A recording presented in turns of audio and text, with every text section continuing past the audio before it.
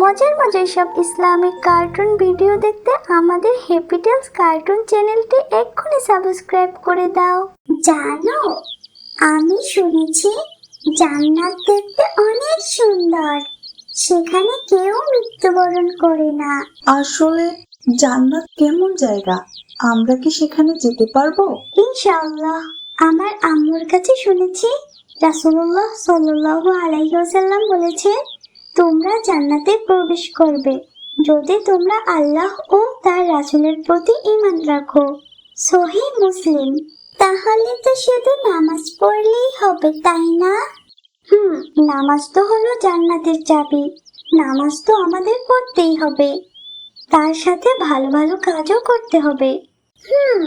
এখন থেকে আমরা জান্নাতে যাওয়ার জন্য নিয়মিত নামাজ পড়ব এবং ভালো ভালো কাজ করব।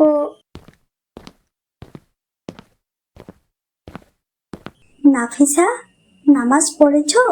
হ্যাঁ আম্মু, পড়েছি। কি ব্যাপার, তোমাকে যে আজ ডাকতেও হলো না? প্রতিদিন তো ডেকেও উঠানো যায় না। আম্মু, আমি জান্নাতে যেতে চাই। নামাজ তো হলো জান্নাতের চাবি। জান্নাতের চাবি ছাড়া আমি কিভাবে জান্নাতে যাব? মাশাআল্লাহ, খুব ভালো লাগলো। আপা, এই নেন আপনার চা। বেয়াদব, আমার এত শখের গ্লাস তুই ভেঙে ফেললি। আমি এটি মাদ্রাসা থেকে উপহার পেয়েছিলাম। আমি ইচ্ছা করে ফেলাই নাই, আমারে মাফ করে দেন। আচ্ছা, আমি আল্লাহর জন্য তোমাকে মাফ করলাম। আমি তো জান্নাতে যেতে চাই, আল্লাহকে ভালোবাসতে চাই।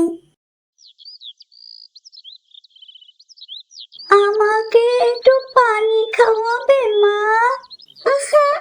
আমার মামপট থেকে দিব না, আমি দিচ্ছি, এই নিন। তুমি আমার তৃষ্ণা মিটালে মা। আল্লাহ তোমাকে জান্নাতের উঁচু মাকাম দান করো, আমিন। দেখেছো, এই ছোট্ট একটি কাজও যদি আন্তরিকভাবে করা হয়, আল্লাহ তাতেই অনেক খুশি হন। এই দাদু আমাকে কত বড় একটি দোয়া করলেন। সত্যি আমার খুবই ভালো লাগলো তাকে সাহায্য করতে পেরে। তোমরা যদি সাহায্য করো, ক্ষমা করো আর দোয়া করো, এটাই জান্নাতের পথ। তাহলে আমরা আজ থেকে প্রতিদিন একজনকে সাহায্য করব আর কাউকে ক্ষমা করতেও শিখবো। আর আল্লাহর কাছে দোয়া করব, আল্লাহ যেন আমাদের সঠিক পথে রাখেন।